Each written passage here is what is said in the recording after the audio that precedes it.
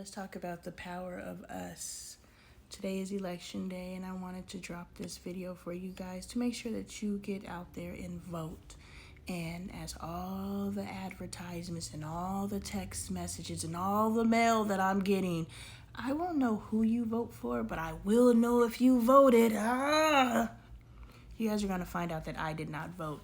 I actually was unaware that your registration expired.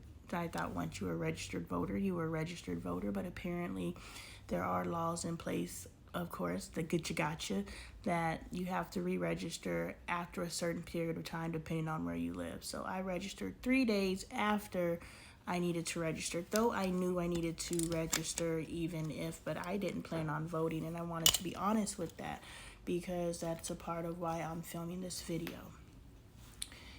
Civic engagement, getting involved, was not a part of my lifestyle growing up. I don't know if my parents voted. I'm going to assume that they did, because when I turned 18 and I learned about voting, I was told, your family's Democrat, you're a Democrat, vote Democrat. And so when I started my history in voting, it was simply because my parents are Democrat, my family's Democrat, vote Democrat. I don't know what Democrat is. I don't know what any of those things are, but I know that that's why I started voting. After that, I voted because Obama, the first black man, was running for president. So I'm definitely going to put my hat in that race because, I could be a part of the first black man being placed in the White House. But somewhere in that time, I started also understanding and feeling like my vote doesn't matter for whatever reason. Not because my vote doesn't matter, but I do feel, or did feel, and I do feel voting is a sham because at the end of the day, God is in control. But knowing that God is in control, we also have to know that God uses people to push God's agenda, So this is something that I did not understand because I did not understand God. So coming up into this election, I voted every year up until tried to block Trump, voting because my ancestor died for my right to vote. So every voting season, even though there's 7 elections, we all should be voting in. There's city council meetings we should be attending. There's all these different things that we should be involved in civic engagement and expressing the power of us to make sure we are taken care of in this political system, in these laws, and considered in these lawmaking.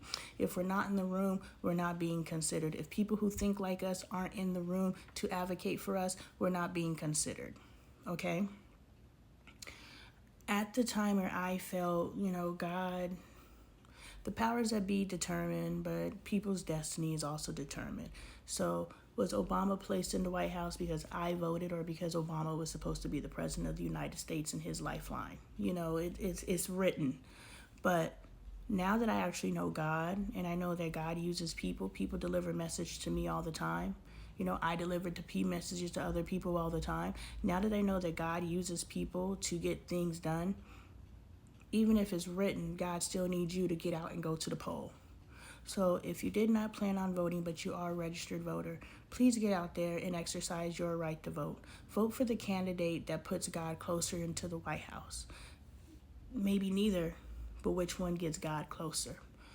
If you do go out and vote, vote for the one whose legacy isn't dripping in the blood of your ancestors.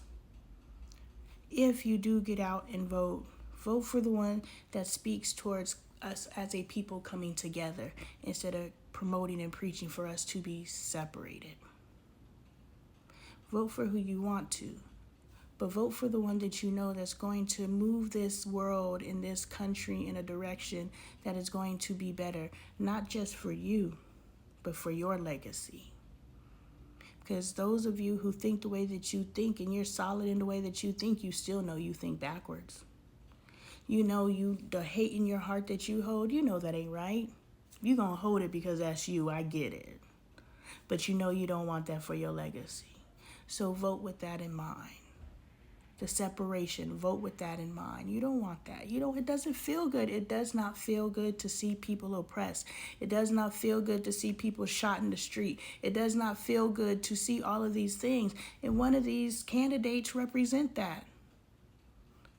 So vote for the candidate that is here to unify, whether they could do it or not, because guess what? There are so many systems and so many doors and so many, it's like a lock. So many calibrations that have to take place before this person can truly do anything. That's why we got to vote at every single level. So whatever reason why you choose to vote, vote. I'm not voting this season, but guess what? I've been phone banking. I've been out canvassing neighborhoods. I'm filming videos like this. And I'm really utilizing my power because I truly understand now. I'm not just going down a ballot marking Democrat. I understand that I am putting controls in place and people in places that can make this world a better place for my legacy. It ain't about me. It ain't ever been about me. It ain't been about the people above me. It's always been about who's coming next. And the unfortunate thing is we started living for today instead of projecting and living for tomorrow. So I hope all of you get out there and you exercise your fought for, died for right to vote. Because they truly used to ask ridiculous ass questions. Sis girl said at the rally on Saturday, how many bubbles are on a bar of soap? These are the type of questions they used to have to answer in order to go to the polls. They had to pay money to go to the polls. They didn't even have the right to vote to go to the polls. They fought for a country that didn't give them the freedoms that people were voting for at the polls. That's where you come from. So I really hope that if you are registered and you can vote, please get out and vote.